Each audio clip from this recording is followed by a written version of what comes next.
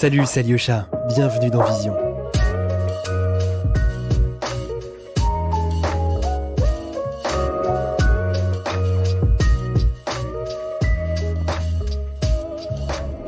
Vision est un podcast autoproduit. Vous pouvez désormais nous aider sur Patreon et sur notre site. Merci aux premiers contributeurs et contributrices, Shoshana, Lina, Isabelle, Alexis, Grégoire, Stora et Antoine. Bonne écoute. Je vais choisir la photo, une photo que j'ai faite c'était en avril, début mai de l'année dernière, donc 2020.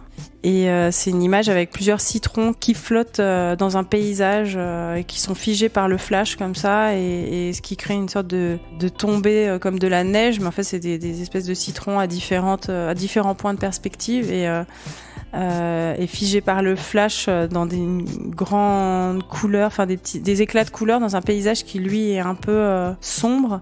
Et c'est une image que j'ai faite assez spontanément pendant le confinement, où j'avais envie de continuer à avoir une pratique photographique, et en même temps j'avais plus accès au labo, aux pellicules, au développement, donc j'avais un appareil numérique avec moi et j'avais envie de continuer à travailler sur des thématiques un peu d'effets spéciaux faits maison en fait, et d'utiliser à peu près tout ce qui pouvait me passer sous la main. Et les citrons, c'était un objet esthétique qui me parlait, je sais pas, je trouvais assez parfait dans sa forme, et du coup j'ai essayé comme ça.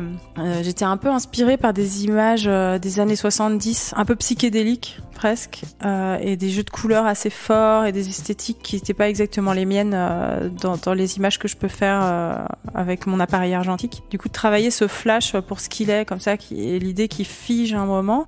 Et en fait, donc j'ai lancé comme ça des citrons, et ensuite j'ai fait en sorte de créer une image qui avait l'air d'être prise sur le vif en fait, mais qui l'était pas. Donc et j'ai recréé à ma façon une espèce de perspective qui m'intéressait comme ça. Et du coup, c'est une esthétique qui me faisait un peu penser au travail de Les Crims, qui est un photographe des années 70, comme ça, qui mettait en scène des objets et de façon un peu, je dirais psychédélique ou formellement très fort, quoi. Et du coup, cette image, voilà, c'était un peu dans cet état d'esprit. Puis je crois qu'il y avait quelque chose d'hyper positif, une espèce de soleil démultiplié comme ça.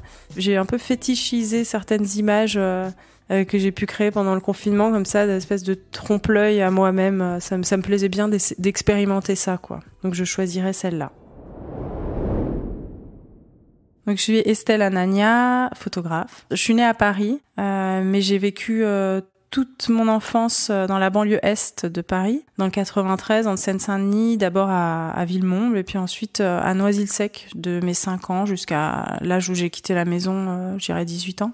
J'ai une sœur jumelle qui s'appelle Marion, et qui est aussi quelqu'un dans l'art, mais qui fait pas de la photo, qui fait de la peinture, du dessin. Et on a vécu dans cette banlieue de Seine-Saint-Denis notre scolarité comme ça, où on avait toujours un peu une pratique artistique. C'était souvent de la peinture, tout ça, mais j'ai eu un atelier photo vers l'âge de 12 ans, en 5e, qu'on faisait un peu entre les pauses déjeuner en fait. Donc ça, c'était assez marrant, c'était le premier pas un peu avec la photo. Je crois que mon père nous avait offert un appareil 24-36 de prix moyen, quoi, mais quand même en argentique. Donc on faisait du noir et blanc un peu comme ça. On sortait à Noisy-le-Sec, on faisait des photos, on rentrait, on développait. C'était un peu les premiers pas photographiques. Et sinon, après, j'ai fait ma scolarité dans cette banlieue. Puis au lycée, je suis partie dans un lycée avec une option art plastique à lycée Lamartine à Paris, où là j'ai plus découvert tout un monde. C'était un lycée qui avait des options théâtre, art plastique, danse. Donc il y avait des gens vraiment passionnés qui avaient des horaires aménagés pour ça. Et donc c'est un peu, ça m'a encore ouvert dans cette direction plus artistique, mais c'était pas la photo particulièrement. Et j'ai passé donc ces années de lycée assez inspirantes, et ensuite je suis rentrée dans une école d'art appliqué d'abord, et puis ensuite les Beaux-Arts de Paris. Et voilà, c'est un peu mon parcours voilà, avec des parents qui sont pas du tout dans l'art en particulier. Voilà, un père médecin, une mère prof de lettres, qui était certes très portée sur les arts et qui nous a ouvert à ça, mais qui avait pas vécu sa passion voilà, qui avait plutôt fait le choix d'un travail rémunérateur, d'une vie plus classique entre guillemets, quoi, avec une petite frustration, je pense, mais qui du coup nous a toujours encouragé, ma sœur et moi, à aller dans cette direction-là, et du coup sans aucune demande de la part de mes parents de faire autre chose, ou avec l'idée qu'on pouvait très bien peut-être arriver à en vivre, voilà, comme les parents parfois pensent que leurs enfants sont tellement doués que et du coup, après être sortie des Beaux-Arts et avoir fait le diplôme, en même temps à peu près, j'avais envoyé un dossier au Festival de Hyères pour le prix photo, et j'avais été sélectionnée, et ensuite j'ai gagné le prix ex aequo avec Jaap Scheron, un photographe qui vit à Amsterdam, je crois. Et donc j'ai gagné ce prix, c'était en 2006 si je me trompe pas, ou 6 ou 7, et ça a été un moment assez marquant aussi dans ma pratique. C'est-à-dire que ça m'a donné confiance, j'ai rencontré des gens, voilà, c'était un moment important, mais ensuite j'ai fait ma route différemment et pas forcément en lien avec le festival, mais c'est important pour un photographe qui travaille seul de sentir que on a des yeux, il y a un regard positif sur son travail. S'il fallait définir un peu ma pratique photographique, c'est une approche assez frontale des choses, et en même temps pas frontale dans le sens de confrontation, en fait. C'est plutôt une observation assez objective des choses ou des sujets ou des gens ou des groupes de gens, ou que moi je souhaite un peu mettre en lumière. C'est pas prétentieux, ça veut pas dire ils étaient dans l'ombre et moi je les sors de l'ombre, mais je pose mon regard sur certaines personnes ou sur certains un rituel ou sur certains groupes de gens, et ça m'inspire quelque chose, et je sens une sorte d'attirance et de force du sujet, et je pense que je vais pouvoir traduire quelque chose en photo, en fait, que ça va pouvoir apporter quelque chose. Donc mon travail, il est à la fois très protéiforme, c'est-à-dire que je m'adapte souvent à l'endroit, les gens que je rencontre, et en même temps il a une cohérence parce que j'ai toujours un peu les mêmes outils, et je suis pas dans une recherche d'effet, donc voilà, c'est un peu contradictoire ce que je dis, c'est-à-dire à la fois je m'adapte, donc ça peut être très différent, mais quelque part le regard que je porte sur les gens, c'est le même, en fait, et il a toujours un peu une distance qui me caractérise, quoi. C'est-à-dire je suis pas très intrusive, mais en même temps je reste pas à des kilomètres de mes sujets. Enfin, j'essaye d'avoir une posture. Ce qui m'intéresse, c'est de trouver des personnages ou des moments qui opèrent une sorte de transformation, ou qui se camouflent, qui changent de personnalité, qui évoluent. Je travaille beaucoup sur la durée. Enfin, je vais suivre un sujet pendant plusieurs années. La trajectoire d'une personne m'intéresse. Ça m'intéresse beaucoup, cette idée de transformation.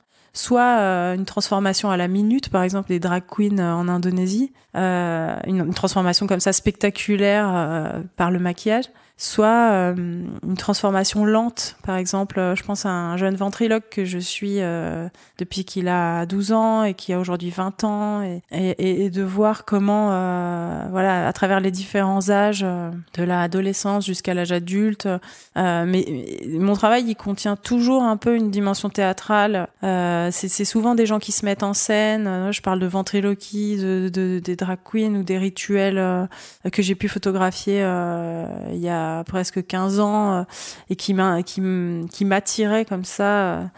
Quand les hommes cherchent un peu à se transformer en d'autres créatures, un peu à transcender leurs conditions comme ça d'hommes, à en faire quelque chose de plus fou, de libérateur, ou donc moi, c'est pour ça que c'est très varié, c'est que ça peut aller ça peut. Là en ce moment, par exemple, je commence un projet sur une jeune maquilleuse qui se crée des personnages. Peut-être que ça paraîtra esthétiquement un peu surprenant au premier abord, mais en fait c'est exactement dans la lignée de ce que j'ai fait jusqu'à présent, en fait. Mais c'est juste que l'attention se porte sur sur une jeune femme de 25 ans qui commence dans ce milieu, et en même temps qui se pose plein de questions sur la beauté, par exemple. Et c'est vrai que même moi, qui viens d'avoir 40 ans, j'ai d'autres problématiques aussi maintenant et qui me poussent vers d'autres sujets, mais qui restent en lien avec tout le reste, quoi.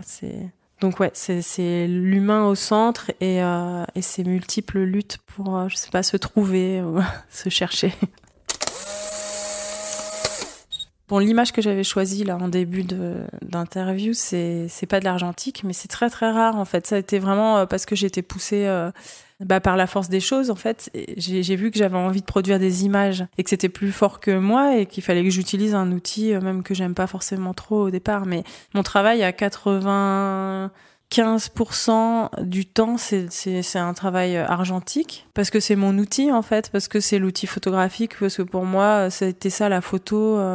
C'est ça le jeu de la photo en fait. Je trouve que ça a été toujours pour moi aussi, ça me canalise en fait par rapport à mon sujet, ça me donne un cadre, ça me donne des contraintes qui sont nécessaires. Comme je suis pas du tout dans une hémorragie d'images, ça me convient en fait d'avoir une pellicule où j'ai 12 ou 10 photos. Ça m'aide à me concentrer, à mieux cadrer, à faire des choix, des partis pris. Donc c'est pour ça que j'ai toujours été, c'est pas du tout dans un élan nostalgique de la vieille photo à la papa que je peux aimer aussi, hein, mais j'adore faire du tirage par exemple, mais plus pour l'immédiateté de l'image, qu'est-ce qu'elle a dans le ventre en fait. Pour moi, je vais en labo, je tire ma photo et j'ai ce qu'elle a, voilà, ce qu'elle a à me donner. C'est pas le labo pour une expérimentation, pour faire des essais de couleurs, pour déformer, ce que j'adore chez les autres, mais moi je suis pas comme ça. Donc moi c'est l'immédiateté quoi, et la physicalité de la pellicule aussi, parce que je dirais que ça m'angoisse presque un peu le numérique et les cartes, les fichiers RAW, les JPEG et tout ça. Pour moi, c'est pas mon monde en fait. C'est pas la photographie. Pour moi, c'est pas ça. C'est l'ordinateur. Mais peut-être que ça évoluera. Hein. Mais l'argentique, voilà, c'est tout ce que je viens de dire. Plus les erreurs qui peuvent s'y glisser. Je veux dire, quand on fait une erreur d'exposition, ou ça dit quelque chose de de nos connaissances, de notre technique. Et quelque part, je suis pas du tout dans une recherche de perfection en faisant de la photo. Donc j'aime bien aussi qu'on voit que ça a pas été forcément ultra bien géré tout le temps. Qu'il y a des flares, il y a des sous-expositions, mais ça fait partie c'est un petit peu de moi qui ressort aussi sur l'image, quoi, parce qu'il faut bien. Donc voilà, j'aime bien l'imprévu et les erreurs liées à ce médium-là, quoi. Alors, ça fait des années que je me dis, quand je déclenche, je dis que je déclenche pas pour n'importe quelle raison, en fait, l'appareil photo. Déjà, c'est ça.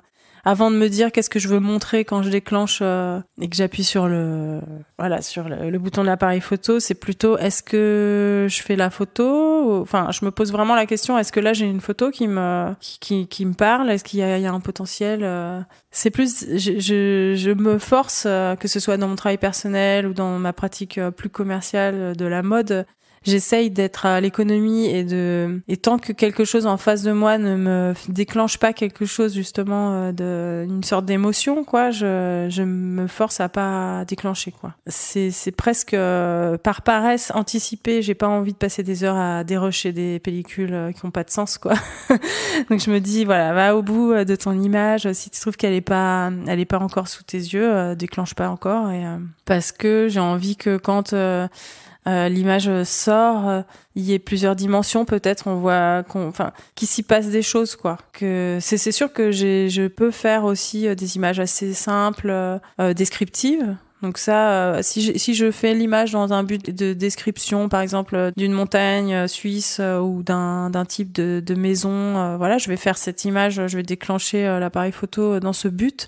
Mais parfois, je me dirais bon, et à côté de ça, il va falloir que j'aille chercher des images plus complexes où il y a des interactions, parce que je réfléchis en termes aussi d'editing et de juxtaposition d'images. Donc je déclenche pas toujours pour la même raison, quoi, on va dire. Maintenant, en regardant avec le recul, le corps, évidemment, est le sujet un peu principal, parce que c'est le corps qu'on maquille, qu'on costume, qu'on démultiplie, qu'on imite. Voilà, le corps, c'est vraiment quand même une espèce de matière infinie, sujet d'inspiration, mais l'humain aussi, la psychologie de certaines personnes.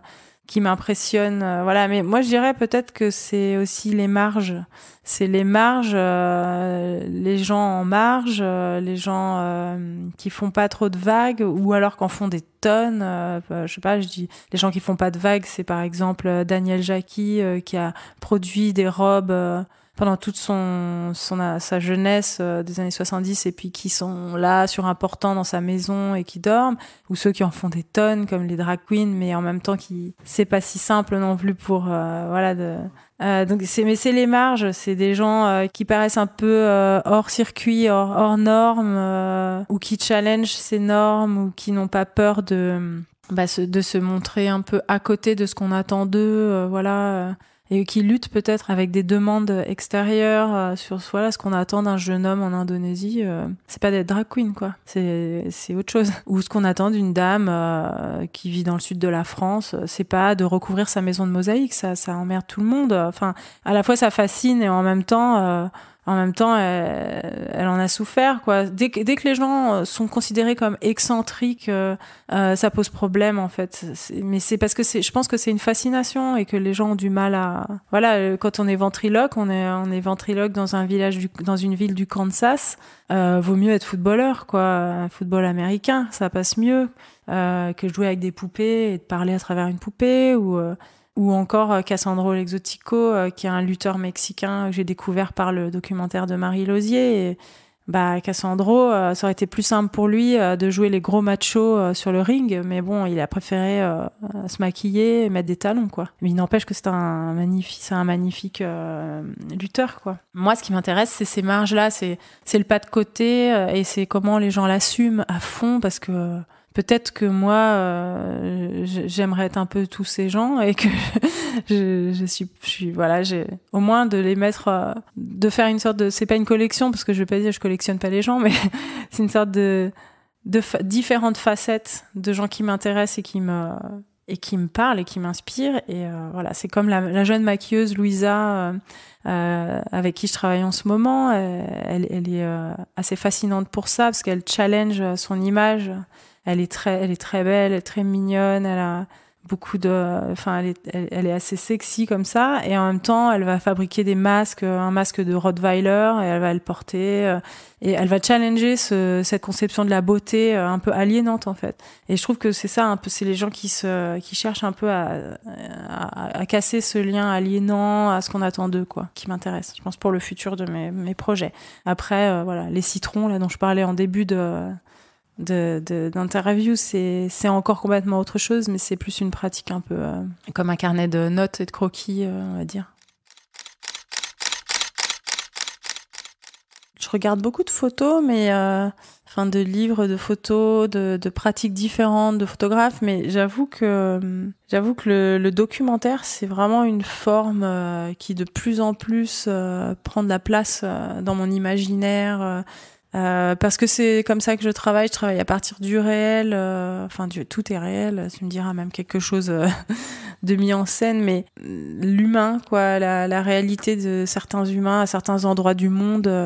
Donc du coup, le documentaire, là je viens de faire une formation de ce qui s'appelle l'atelier documentaire à la FEMIS, que j'ai du coup voulu faire ça parce que c'est une voie dans laquelle j'ai envie de me diriger, même si c'est une voie qui demande beaucoup d'engagement, et on verra, quoi, où je vais me retrouver là-dedans, mais le documentaire, je trouve, a cette puissance de raconter des histoires qui est, moi, quelque chose qui m'intéresse vraiment. Enfin, je veux dire, quand on se posait la question là sur comment définir mon travail, je dirais que c'est raconter aussi des histoires, quoi. Donc c'est vraiment ça qui sous-tend mon travail, c'est que je puisse en parler et dire mais cette personne. Et du coup, bon voilà, dans le documentaire, on a des histoires très fortes et à la fois qui peuvent être très simples, et il y a une forme d'épure dans le documentaire, et en même temps ça vous prend tellement fort parce que c'est sous nos yeux et que c'est nos collègues humains qui vivent des expériences, et voilà, c'est plus que la fiction. La fiction,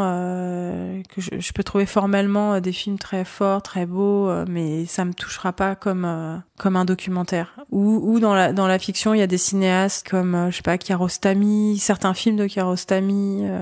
Je suis très très inspirée par tout ce qui est lié à l'enfance. les films sur l'enfance, les documentaires sur l'enfance, les photographes qui travaillent avec des enfants, les dessins d'enfants, ça m'inspire énormément. L'art brut, c'est entre l'enfance et les artistes qui s'ignorent un peu aussi, ou les artistes qui créent compulsivement sans attendre une approbation, sans stratégie de réussite.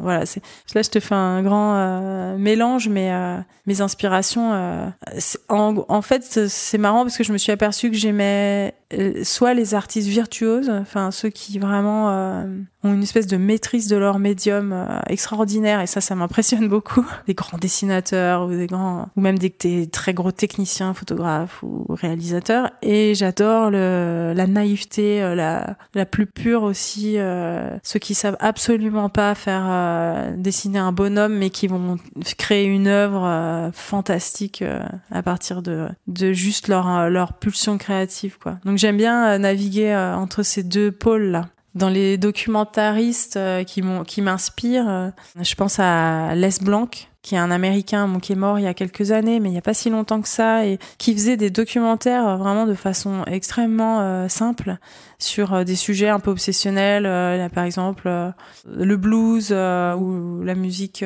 cajun, la nourriture. Il était obsédé de nourriture, de cuisine. Il avait fait un documentaire juste sur l'ail. Je trouve ça génial en fait. Et en même temps, à côté de ça, il avait fait un documentaire qui est assez connu sur Werner Herzog, où il avait suivi le tournage de Fitzcarraldo.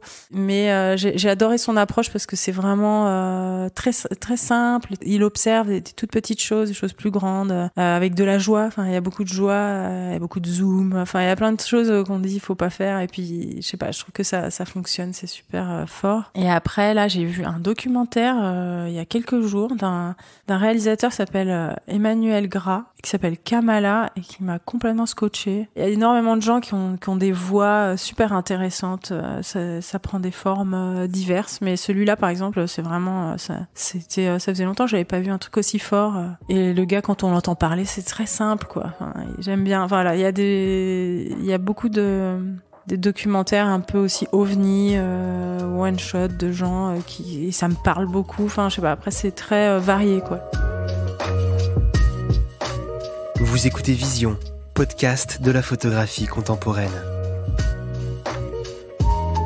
J'allais beaucoup dans ce musée qui s'appelle la Halle Saint-Pierre à Paris, vers le Sacré-Cœur. Il y a cet endroit assez extraordinaire qui était un des musées qui m'a vraiment beaucoup, où je suis allée beaucoup quand j'étais jeune adolescente, et qui montrait des expositions d'art brut, l'art brut à Chicago, là. Et un jour il y a eu une exposition que j'ai ratée. J'étais hyper malheureuse de l'avoir ratée. Ça s'appelait L'Esprit de la forêt, ou L'Esprit des forêts, je sais plus. Et donc je suis allée quand même à la librairie parce qu'il y a un espace de librairie qui est super là-bas, vraiment hyper inspirant. Et j'ai trouvé ce livre en le feuilletant, je crois le catalogue, je suis tombée sur une petite image d'un masque à Urnèche, donc en Suisse, en Appenzell, et ça m'a complètement fascinée, quoi. Donc j'ai commencé à faire des recherches et j'ai pas trouvé énormément de choses.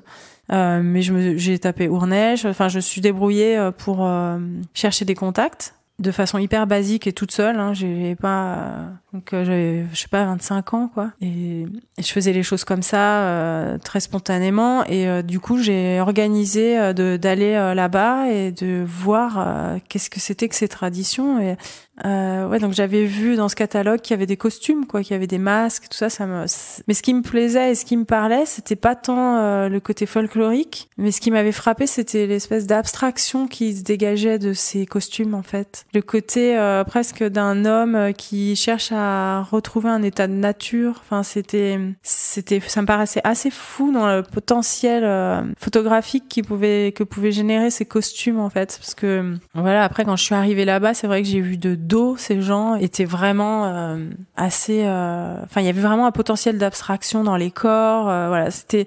J'ai senti une sorte l'appel de la forêt. mais je me suis dit, j'y vais, j'ai un peu travailler le sujet, mais sans plus. Moi, j'aime bien aller instinctivement vers ce qui ce qui me semble me parler, et puis et pas trop dans le cérébral avant, faire, produire, et ensuite revenir, regarder et se poser et réfléchir à aussi pourquoi. Enfin, ça, c'était ma démarche à l'époque. Maintenant, je sais un peu plus pourquoi je vais vers les choses, et voilà. Mais j'avais vraiment, ça marche à des attirances fortes comme ça vers des sujets. Et c'est vraiment comme ça en fait que souvent je commence mes séries en fait. Je tombe sur une petite image dans un journal ou sur un site internet, et je me dis non mais c'est pas possible, il faut absolument que j'aille voir ce que c'est que ça. Voilà, c'est une forme d'attirance comme ça vers le sujet. Pour faire plutôt chronologiquement au niveau de l'édition, avant que je fasse des livres avec Shelter Press ou que c'était Kaogumi encore avant, j'ai eu 2 expériences en fait, une pure auto-édition et l'autre c'était franchement presque c'était pas de l'auto-édition parce que j'ai été épaulée par Peter Sutherland qui est un photographe américain que j'avais rencontré et qui avait créé cette espèce de collection avec une autre personne, et la collection s'appelait Decathlon, pas comme la marque Decathlon, mais pour dire qu'il y en aurait 12. Il ferait 12 petits livres auto-édités. Donc c'est pas moi qui ai auto-édité, mais j'avais vraiment l'impression de faire un fanzine avec des amis, quoi. Et ça a été une première expérience et j'étais hyper contente. C'était ma première publication. Ils faisaient ça chez un imprimeur de quartier à New York ou à Brooklyn, je sais plus. Du coup, il y avait cet esprit un peu fanzine et en même temps il y avait des grands noms de l'époque, du skate, de la photo. Enfin c'était agréable quoi de se sentir faisant partie d'un groupe comme ça qui s'auto-éditait, qui était diffusé dans des super librairies à New York, des choses comme ça. Ensuite, quand je suis rentrée de cette expérience-là new-yorkaise, j'ai eu une exposition à Paris où je présentais mon travail en collaboration avec Christophe Brunkel, donc un artiste français, directeur artistique, et avec qui j'avais commencé à collaborer en 2008 ou 9, j'ai un trou. Et c'était des sessions de photos performatives comme ça, des performances avec des danseurs. Lui, il est peintre, collagiste. On mettait nos 2 pratiques un peu en commun et puis on improvisait. Voilà, c'était un peu pour nous libérer chacun de notre pratique habituelle.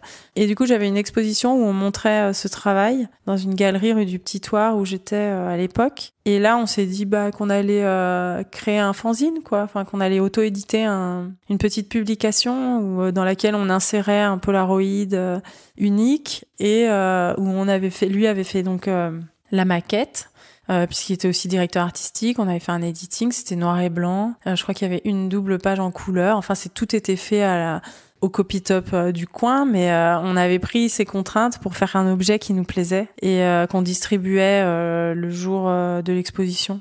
Donc ça, c'est des choses, j'aurais bien aimé les multiplier, en faire beaucoup plus en fait, mais ça s'est pas fait. J'ai été sur mes projets et après je suis passée tout de suite. J'ai rencontré Bartholomé Sanson et Felicia Atkinson et on a travaillé sur des projets petits au départ. Là, j'avais produit avec eux un livre qui s'appelait Dondoro sur un marionnettiste japonais quand ils étaient encore Kaogumi, la maison d'édition Kaogumi. Et ensuite, ils ont monté Shelter Press. Kaogumi est devenu Shelter Press et à ce moment-là, on a fait le premier livre, je crois que c'était le numéro 0 de Shelter Press et c'était Glacial Jubilé, si je me trompe pas. Comme j'expliquais, c'était né comme ça d'une vision dans un catalogue d'exposition de la Halle Saint-Pierre. Et ensuite, je suis allée en Suisse, en Appenzell. J'ai rencontré ce groupe qui s'appelait les Moches. En fait, il y avait les Sylvester Klaus, tu vois, il y avait les moches et les beaux. Moi, je voulais aller voir les beaux, et puis en fait, la personne m'a dit non, les beaux, c'est pas possible. Par contre, vous allez pouvoir suivre un groupe de moches. J'ai dit ok. Et en fait, ça a été une sorte de révélation visuelle. En fait, j'étais tellement contente d'avoir suivi ce groupe-là. Les moches dans le sens les affreux, quoi, ceux qui font peur. Et les beaux, eux, étaient différents, ils étaient beaucoup plus organisés, c'était que des éléments de nature comme ça, collés les uns aux autres, très très bien mis, alors que les moches, entre guillemets, les effrayants, eux, étaient sauvages. C'était des utilisations d'éléments de nature, des os, des champignons fossilisés, de l'écorce, du hou, des trucs qui piquent, de la paille, enfin. Et donc je les ai rencontrés, je suis allée les voir à Ournèche. Ardèche et j'ai suivi un peu donc avec un ami, on est parti à 2 et lui avait une petite caméra et puis moi j'avais mon appareil photo et honnêtement je savais pas du tout ce qui m'attendait en fait. Il m'avait juste expliqué donc dans le livre on voit, j'ai mis en première page, j'ai mis un mail que j'ai reçu qui m'explique voilà, ça va se passer comme ça, on est démoniaque, on va de ferme en ferme, on danse, on chante, on boit et il faudra rien nous demander, vous pouvez nous suivre, il y a aucun problème, mais il faudra rien nous demander quoi. Donc moi je les ai suivis, en plus je suis quand même assez réservée, donc ils se mettaient en rond, ils chantaient, ils buvaient, tout ça. Et visuellement, c'était complètement incroyable. En plus, cette année-là, c'est ce que je dis parfois quand on me pose la question sur cette série, il y avait pas de neige, c'était en plein hiver. Donc eux habillés en éléments de nature sur des collines vertes, c'était complètement fou. Enfin, pour moi, c'était ultra inspirant d'avoir ces personnages comme s'ils avaient émergé du sol. Il y avait quelque chose de mystique, quoi. Et donc ça a été très fort et puis ça m'a fait rire parce que justement après il m'avait presque reproché de pas leur avoir demandé quoi que ce soit quoi. À la fin il m'avait dit mais tu nous as rien demandé et c'était drôle pour trouver son positionnement dans ce genre d'événement. Voilà, ça a été le démarrage et ensuite je me suis dit et c'est un peu addictif en fait. On a déjà c'est addictif parce que c'est une sorte de fête de fête libératrice comme ça où pendant 2 jours c'est le dément quoi, c'est un esprit de lâchage, donc déjà on a envie de revivre ça et en plus c'est vraiment précieux parce qu'on se dit je vais photographier ça va être extraordinaire, j'y retourne quoi. Et mon idée c'était de retrouver chaque hiver, donc je l'ai fait de 2006 et puis je l'ai fait après 2011 encore, j'y suis allée, j'en ai fait que j'ai pas publié dans le livre mais j'en ai photographié, mais donc l'idée c'était de retourner chaque hiver et d'essayer de retrouver une tradition de montagne comme ça qui aurait ce potentiel d'abstraction, ce potentiel quelque chose d'un peu universel comme ça, pas forcément trop folklorique ou trop spécifique, bien que ça m'intéresse aussi, mais voilà comment la forme elle peut arriver à une forme d'abstraction du corps humain comme ça, une épure qui est entre l'arbre et l'homme quoi. Donc je suis retournée chaque hiver parce que moi mon idée c'était de suivre le cycle des saisons, pas du tout d'opérer un marathon et de réactiver les choses en dehors du moment où elles doivent se passer. Pour moi c'était très important d'être là quand ça se passe pour la vérité des choses quoi, c'est pour la vérité de l'événement et du moment où ça se passe, pour juste une forme de sincérité vis-à-vis des choses, pas juste un fétichisme de l'image et un but propre quoi. Et du coup c'était un challenge parce que c'était pas toujours réussi, c'était pas toujours à la hauteur de mes attentes ou parfois c'était super et puis ça me faisait retravailler mon approche à chaque fois, c'est-à-dire que en Suisse c'était tellement fort pour moi visuellement, c'était tellement parfait sous mes yeux, je dis pas que mes photos étaient parfaites mais qu'en fait après c'est devenu un peu mon maître étalon pour les autres rendez-vous et les autres voyages. Alors en fait ça te permet en tant que photographe d'à chaque fois quand tu vas au moment où ça se passe, tu t'as pas le choix, tu peux pas refaire ce qui s'est passé l'année d'avant. Là, je peux pas placer le mec toujours au même endroit avec la même lumière. C'est pas comme ça, moi, que je fais les photos. Du coup, ça te challenge dans ta pratique de photographe et tu t'adaptes, en fait. Et c'est un peu aussi un combat contre la rigidité qui est un peu ce qui me fait super peur en photo. Quand tu deviens rigide, que tu fais tout le temps la même chose. Et c'est très rassurant pour les autres.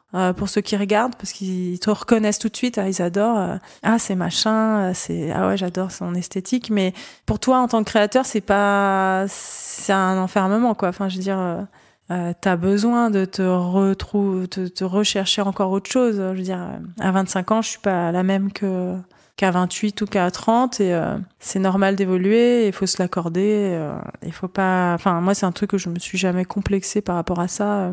Donc voilà, ça a été déterminant et puis en plus à cette époque-là, c'était pas un sujet qui était trop abordé en photo. Donc il y a eu l'effet de surprise. Plein de gens ont réagi. C'était assez agréable de. Bon, moi j'étais pas très pushy dans mon approche en tant que photographe. J'étais un peu en retrait quand même. Je faisais mes trucs. Ça marchait, hein. Mais je veux dire, je pense que maintenant. Je serais peut-être plus incisive avec les sujets que je vais aborder. Et voilà, je dis juste ça parce que après, c'est vrai que tu vois énormément de choses qui se font comme ça sur les traditions et tu te dis ah tiens, j'ai pas forcément mis en avant le travail. Il s'est mis en avant tout seul. Hein, c'est très bien comme ça, hein, mais ça fait réfléchir quoi sur la façon de présenter son travail. J'avais toujours en tête l'idée de faire un livre, un premier beau livre.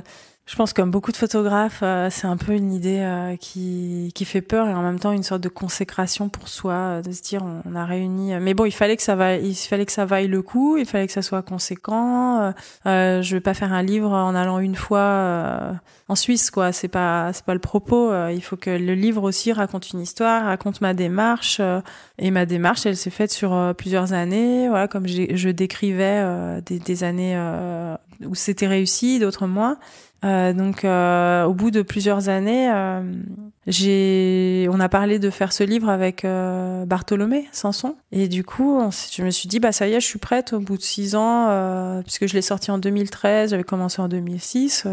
Je pense que j'ai réuni un corps de travail intéressant pour produire un livre quoi. Donc on s'est mis à plancher là-dessus. Et c'était super excitant, franchement, liberté totale, on s'entendait bien sur l'esthétique aussi. Enfin, moi j'avais une confiance vraiment, ils sont très épurés chez Shelter Press, c'est pas tape à l'œil. Bon, c'est pas des éditeurs photos, mais quelque part moi ça me correspondait bien à mon état d'esprit.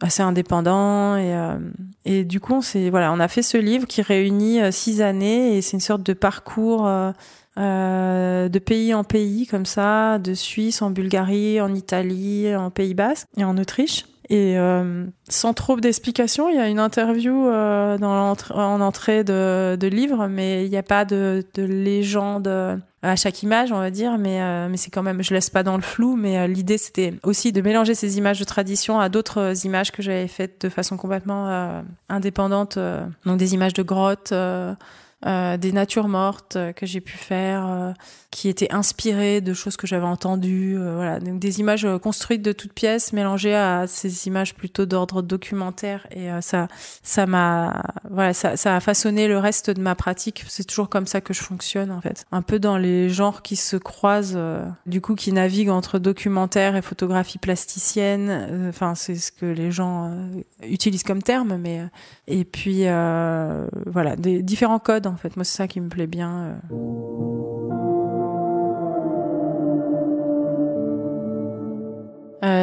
Pour parler du projet It's Alive, en fait, qui d'ailleurs s'appelait pas du tout It's Alive au départ, hein, il s'appelait rien du tout parce qu'on savait pas ce qu'on faisait, mais c'était la rencontre avec Gisèle Vienne, justement à l'occasion d'une exposition où je montrais ce travail de Glacial Jubilé.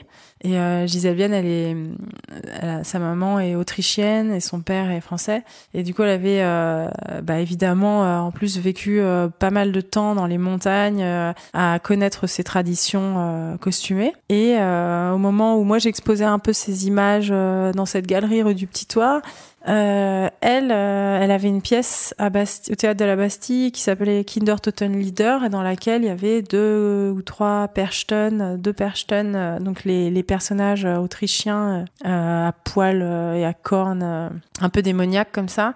Et du coup, un ami commun nous a dit rencontrez-vous, et elle est venue voir avec Steven O'Malley, qui est un musicien qui collabore avec elle sur la musique. Et ils sont venus voir l'exposition. C'est comme ça qu'on s'est rencontrés. Et donc, moi, j'adorais son travail. Enfin, je venais de le découvrir. Elle découvrait mon travail. On s'est un peu tourné autour comme ça. Il y a eu des discussions. Et puis, au final, on a commencé, progressivement elle a commencé à m'ouvrir un peu sa scène, ses répétitions, tout ça. Et donc, moi, je suis venue sans vraiment d'a priori sur ce que je voulais faire. Elle avait pas particulièrement de demande, mais c'est quelqu'un qui est très qui veut provoquer les choses, quoi, qui veut faire des choses. Donc moi, ça m'allait très bien comme personnalité parce que elle m'ouvrait des possibles.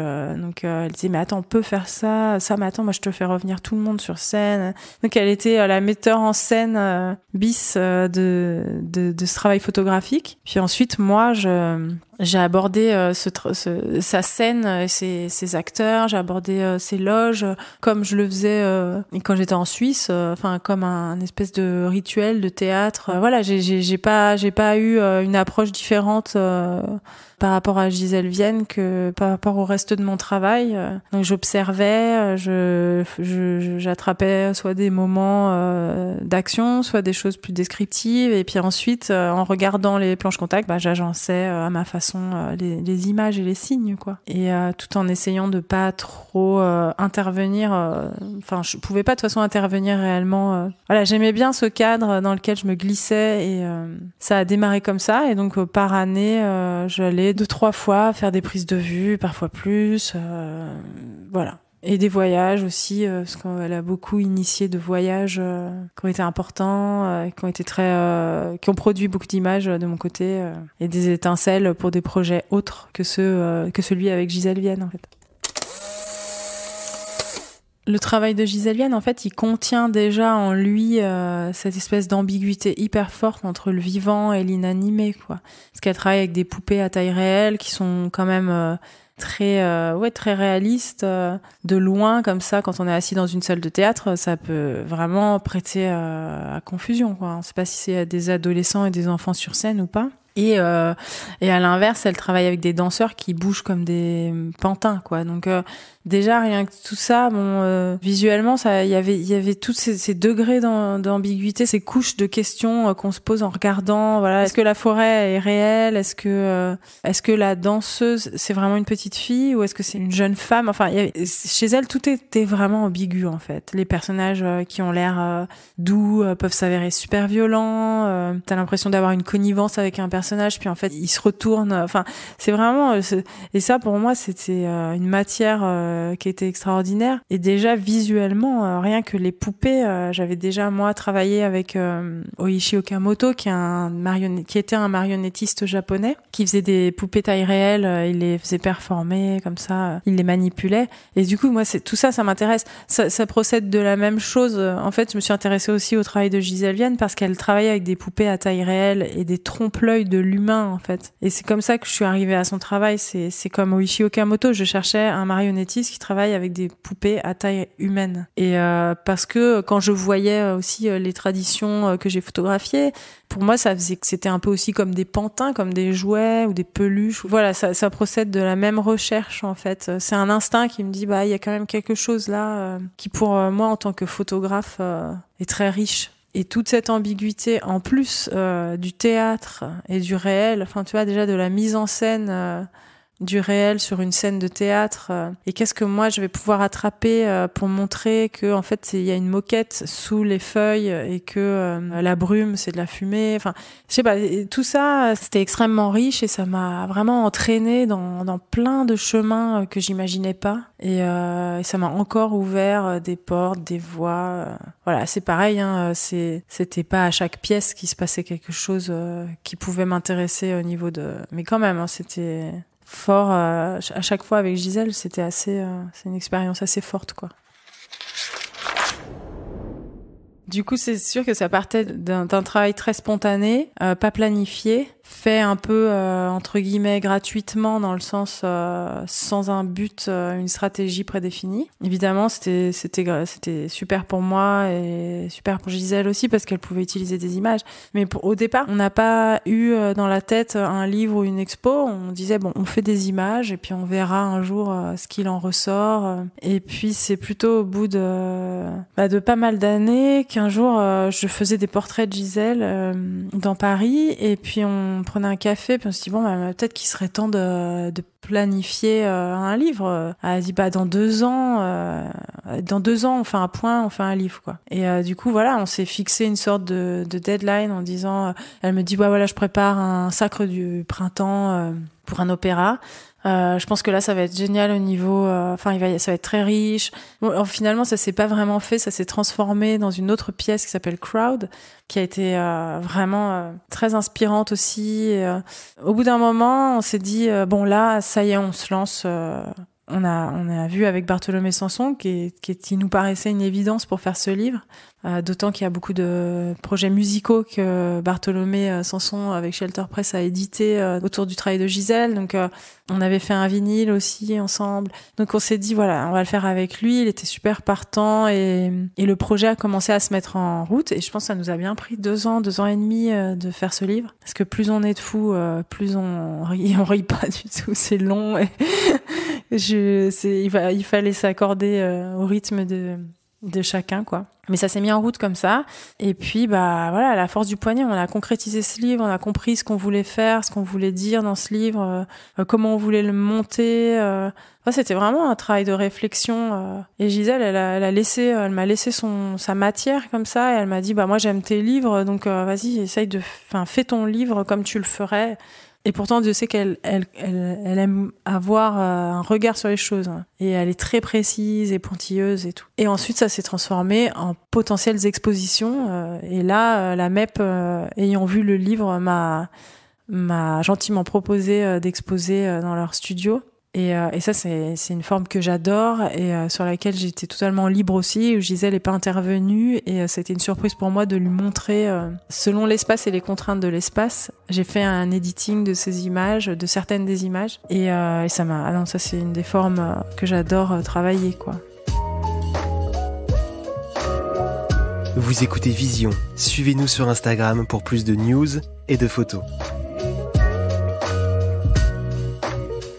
Je peux pas dire, je suis pas quelqu'un j'écoute de la musique, en plus l'univers de Gisèle Vienne, il est très très fortement imprégné de musique qui prennent une grande place, mais moi c'est pas du tout comme ça que je travaille, parce que j'aime la musique, mais je peux passer des journées entières à travailler dans le silence, en fait. Ça me perturbe parfois plus qu'autre chose, en fait.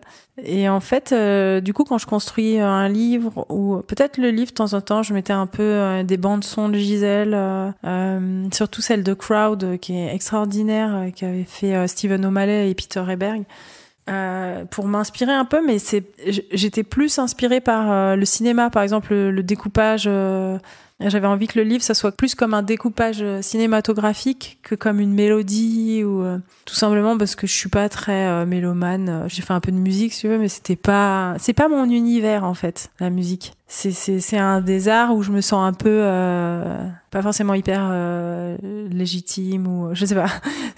En tout cas, je lis pas, je fais pas le lien entre photo et musique réellement. Même si c'est des choses, et j'ai des projets avec des musiciens, et j'ai fait des pochettes pour Stephen O'Malley, pour des musiciens dont j'adore écouter la musique. Mais dans la construction d'une expo, alors pas du tout. Et dans la construction du livre, pas tellement. Voilà, c'est plus cinématographique, c'est vraiment visuel, quoi. Moi, je suis vraiment, vraiment visuelle. Je suis pas, c'est pas sonore, quoi. J'ai du mal à reconnaître un son. Tu vois, si là une porte se ferme, je sais que c'est la porte de chez moi, mais si un verre se brise, je sais pas trop si c'est dans le salon ou si c'est au fond de, voilà. Mon univers, il est extrêmement visuel, quoi. Je fonctionne à ça, ça passe par les yeux et le ressenti des images, quoi. Donc le rythme, tu vois, genre comment s'enchaînent les images sur un mur ou sur des feuilles que tu tournes, voilà, c'est vraiment par les yeux, quoi. Ouais, par rapport à cette idée de mise en scène dans mes projets photographiques, en fait, je pense que c'est pour ça que je choisis des sujets qui ont en eux cette théâtralité et cette mise en scène déjà des gens dans un contexte. Donc, par exemple, évidemment, les rituels dont on a parlé, c'est déjà une sorte de théâtre à ciel ouvert. Donc là, moi, il n'est pas question que je mette en scène autrement que par ma façon de cadrer. Ou oui, des fois, de temps en temps, je peux mettre un personnage de côté, mais je réagis vraiment à ce que je vois. Donc dans ce sens-là, ça peut avoir l'air de photo documentaire, mais Par exemple, la série Happy Purim qui se passe à Londres, des enfants pendant la fête de Purim, des enfants juifs ultra-orthodoxes, de la communauté ultra-orthodoxe. Là, c'était complètement improvisé avec les personnages les fratries que je pouvais croiser, les gens déguisés, que soit je prenais à la volée en photo, soit je demandais gentiment si je pouvais photographier telle ou telle fratrie, et ça se faisait ou ça se faisait pas, mais c'est de la mise en scène ultra minimale, quoi. C'est la mise en scène qui réagit tout de suite au contexte, quoi. J'arrête deux sœurs habillées en Annie, la petite fille de la comédie musicale. Il y a je me dis bon, on va pas, voilà, je les décale juste à gauche, hop, on fait la photo, elles s'en vont, et c'est comme ça. Et d'essayer dans ce contexte-là assez contraignant quand même de générer plusieurs types d'images, des enfants derrière des fenêtres, des paliers de porte, des choses très frontales, de gens qui posent pour la caméra, des détails de choses tombées au sol. Enfin, c'est comme un terrain de jeu, et il faut glaner plein d'images et surtout pas se limiter à faire que des gens droits bien cadrés au centre de l'image qui me regardent, parce que je trouve ça quand même assez limité. Mais essayer de réagir voilà, façon un peu photo de rue, ouais, si tu veux, ça s'apparente à ça, et je dis pas que je le fais avec une maîtrise de dingue. Il y a des photographes de rue qui sont extraordinaires. Moi, c'est humble, là, exactement de la même façon que je vais aborder les autres sujets, que ce soit Gisèle Vienne ou les rituels, c'est pareil, quoi. Je me glisse dans un décor et j'observe et je cadre et je glane et après j'édite. Le côté systématique, tu veux, des fois,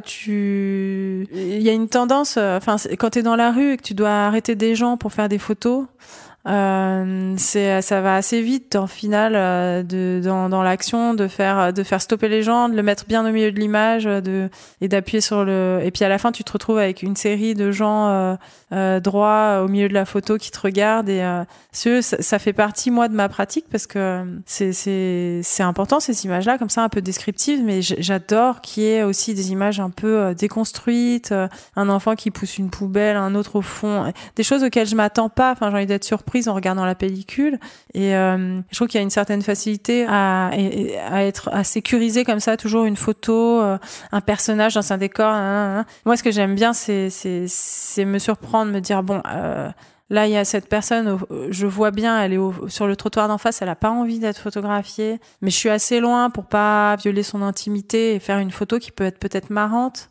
Je la fais, la personne est déguisée, donc ça pose pas un problème éthique particulier, et puis en même temps ça me fait une photo où tu vois d'abord de l'architecture et après tu vois un petit personnage qui passe, et puis d'un coup il y a une histoire, et puis pas m'interdire de photographier une voiture qui passe avec des gens dessus, et puis d'un coup je vois deux têtes qui sortent d'une haie, et je trouve ça génial d'avoir beaucoup de verre et deux toques de cuisiniers qui sortent. Moi, je sais que des fois, je montre à des proches des photos. Ils me font, franchement, cette photo, elle est, ouais. Enfin, je sais pas trop ce que tu lui trouves, mais quelque part, moi, elle apporte quelque chose à une photo mieux construite d'une petite fille en robe à fleurs qui me regarde bien droit dans les yeux. J'ai besoin d'avoir l'amorce d'un corps dans un coin de rue, ou une main qui me montre une poupée, quoi. Donc c'est là où la richesse va être intéressante pour l'editing futur. Et du coup, c'est hyper excitant parce que t'es pas obligé de te prendre sur tes épaules toute la mise en scène, quoi.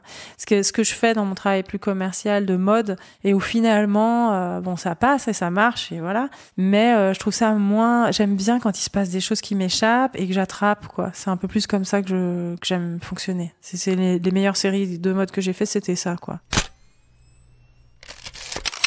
Par rapport à être rentrée chez MIP, donc mon agent anglais, qui était franchement une chose, c'était une bénédiction pour moi, parce que ça tombait exactement au bon moment. En fait, ce qui s'est passé, c'est que j'ai eu des agents dans le passé, mais trouver un agent, c'est pas forcément simple. Et il faut trouver les bonnes personnes qui comprennent ton travail, et aussi moi qui comprennent que j'ai pas que le travail commercial. Et surtout, j'ai eu des agents qui étaient très sympas et avec qui on travaillait un peu, mais le lien entre mon travail personnel et artistique et la mode m'a paru une évidence dès le départ en fait. Et du coup, à un moment donné, j'ai quitté l'agent chez qui j'étais et je me suis dit j'arrête de me disperser, je continue mon travail personnel évidemment, mais les prochaines séries que je ferai, ça sera vraiment que de la mode. Je me concentre là-dessus, mais je le traite de la façon dont je procède pour mon travail personnel. Donc j'ai autoproduit des séries avec des stylistes et des magazines qui étaient complètement à 100% en adéquation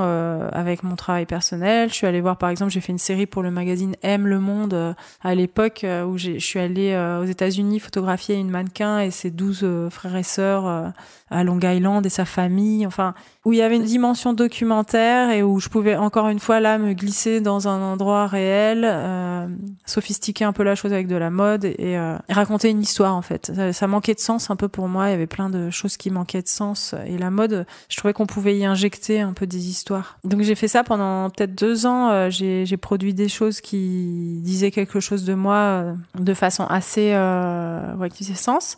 Et puis comme ça, je pense qu'à force d'avoir publié certaines séries, cet agent qui était en recherche de nouveaux photographes m'a contacté. Et à ce moment-là, on s'est rencontrés. Ça s'est très bien passé avec un des agents où j'ai senti qu'on était vraiment qu'on se comprenait, qu'on pouvait se parler en fait. Plus que c'est pas une question d'être sur la même longueur d'onde parce qu'il représente plein de gens qui font des choses très différentes, mais où je pouvais m'exprimer et j'avais quelqu'un qui comprenait ma position et qui avait aussi envie de construire un peu quelque chose avec moi. Donc ça s'est fait comme ça. Et maintenant, ça doit faire 3-4 ans que je suis là-bas et il y a beaucoup de choses qui ont évolué, l'agence a changé, tout ça, mais la relation à mon agent, elle est très privilégiée et importante et ça m'a beaucoup aidé dans ma carrière pour moi, je suis pas quelqu'un qui veut arriver forcément très vite à des sommets. En fait, je veux surtout donner du sens à ce que je fais, travailler avec des gens que j'admire, faire des images qui me plaisent. Donc voilà, c'est un terrain. Il faut s'adapter, il faut trouver son rythme. Et là, je pense que je commence à bien trouver le rythme avec lui. Et on se comprend. Et voilà. Alors du coup, pour faire un peu une liste ou citer quelques livres qui moi m'ont marqué et sont très importants ou par exemple quand je pars quelque part, j'en emmène 1 ou 2 comme ça avec moi. Et en livre, il y a un livre sur George Grosz qui est un tout petit livre, donc le peintre George Grosz, et le livre s'appelle The Big No, N-O. Et en fait, c'est juste une série de gravures, je crois noir et blanc. D'une période comme ça qui décrit un peu l'Allemagne, comme George Grosz l'a décrit quoi. Et c'est un livre qui me fascine, que j'emporte toujours. J'ai une pratique du dessin un petit peu, alors j'observe, je regarde les traits, tout ça. Je sais pas, ça décrit un monde vraiment dans lequel je peux me plonger pendant des heures. Donc il y a ce livre-là. Après il y a un livre qui a été marquant pour moi, ça s'appelle Masque des Alpes et que j'ai acheté quand j'étais en Suisse. C'est Clémence Zerling et Christian Schweiger qui l'ont fait. Et ils recensent les masques alpins. Du coup, la tradition à Hournesch est présente. Puis il y en a beaucoup d'autres. Et ça, c'est génial à regarder. C'est un livre qui est pas forcément un livre beau livre, mais qui a une richesse. Moi, qui a été qui m'a accompagnée, que j'ai jamais prêté, qu'on m'a demandé tout le temps. Et celui-là, j'arrivais pas. Après, j'ai le livre de Walter Pfeiffer qui s'appelle Scrapbook, que j'adore parce que tous les livres qui prennent la forme de scrapbook, donc de notes, de carnet de notes, quoi, ça me fascine. Donc il y a Walter Pfeiffer, celui-là qui est énorme, qui est génial, qui est magnifiquement fait. Et il y en a un autre qui est de Pedro Costa, dont l'éditeur m'échappe, mais c'est un éditeur portugais. Le livre de Pedro Costa, c'est un livre qui en fait reprend son carnet de route d'un film qu'il a réalisé quand il est parti en Afrique, si je me trompe pas, et qui est juste magnifique. Donc je donnerai la référence exacte de ce livre-là. Et puis peut-être pour finir avec un livre qui a rien à voir avec la chanson, là, c'est un livre qui s'appelle Le Diable sucré Donc un livre qui est complètement différent, qui a rien à voir avec la photo et qui a été fait par Christine Armango. Et c'est un livre en fait sur le pain que je traîne avec moi depuis des années et parce que c'est un sujet sur lequel j'avais envie de travailler depuis très longtemps et que j'ai pas réellement mis en route. Mais en fait c'est un livre qui montre, elle a voyagé dans le monde et elle a regardé un peu partout dans le monde les différentes traditions du pain. En fait, qu'est-ce qu'on fait dans le sud de la France, qu'est-ce qu'on fait en Russie, quel gâteau, avec cette idée un peu, enfin c'est à mettre en lien avec les rituels des montagnes parce que c'est la nourriture ritualisée quoi, tel type de brioche qu'on mange à tel moment de l'année en forme de, souvent il y a des formes de personnages ou de corps, tout ça, donc ça me parlait beaucoup et j'avais envie de faire un grand voyage comme ça et d'aller chercher des morceaux de corps un peu partout, des morceaux de corps faits en pain ou en gâteau et ça c'est un truc que j'ai en tête depuis 10 ans et que je le fais pas, donc il faudra que je le fasse un jour. Donc voilà un peu les livres qui m'accompagnent. Le futur de la photographie, déjà, franchement, qui suis-je pour... Non, je vais le dire de mon point de vue comme ça. Je pense qu'il a quand même un futur assez radieux, quoi. Enfin, je veux dire, c'est radieux et en même temps un peu angoissant parce que c'est une démultiplication de photographes complètement insensée. Mais d'un autre côté, il y a des gens très intéressants qui émergent, je trouve. Alors moi, en plus, comme je suis à cheval, j'observe la photographie du monde plus artistique, enfin des écritures personnelles, et je regarde aussi beaucoup de photographes de mode parce que c'est un milieu dans lequel j'évolue. Et c'est assez fascinant parce que je vois beaucoup de gens très très jeunes avec des écritures hyper fortes qui arrivent à faire une synthèse des tendances, des choses et qui réinjectent ça dans leurs images et qui arrivent avec vraiment des écritures fortes. Donc je pense que le futur de la photographie, c'est une espèce de terrain de recherche personnelle, j'ai l'impression. Des gens cherchent non seulement à... Je sais pas trop, en fait, le futur de la photographie, parce que pour moi, la photo, il y a tellement de domaines, en fait. Donc c'est un peu dur de s'exprimer là-dessus, mais c'est un peu exponentiel, quoi. Ça va pas en décroissant, quoi. Je pense en plus là, si on part sur la photographie numérique, c'est encore des possibles infinis. Je pense qu'il y a des choses géniales qui doivent se faire par des photographes qui travaillent en numérique. Maintenant, il y a une espèce de tendance qui est hyper étrange, qui est que des photographes travaillent au numérique ou avec des médiums complètement des iPhones. Enfin, ils travaillent avec tout et n'importe quoi.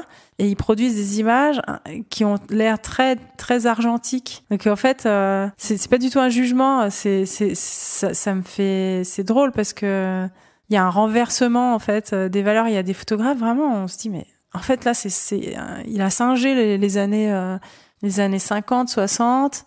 Mais finalement, c'est fait avec un iPhone. Enfin, du coup, je me dis, il y a des choses très intéressantes qui se passent, quoi. Des photographes qui ont vraiment l'air d'être des gens qui manipulent la matière. Et en fait, ils appuient sur le bouton, ça monte comme ça. Enfin, mais en même temps, il n'empêche que ce sont des plasticiens aussi, ils cherchent des moyens d'arriver à l'image. Et les moyens actuels, c'est ça aussi. Donc, je suis pas dans une vision rester dans un passé idéal de l'argentique ou de la photo faite en un clic, quoi. Je veux dire, je pense que voilà, la photo, elle attend que d'être un peu challengée, réinventée, de bousculer un peu les choses, j'ai l'impression. Merci d'avoir écouté Vision. Si le podcast vous a plu, abonnez-vous et partagez-le autour de vous. Laissez-nous une note et votre avis. Ça nous aide beaucoup. À bientôt.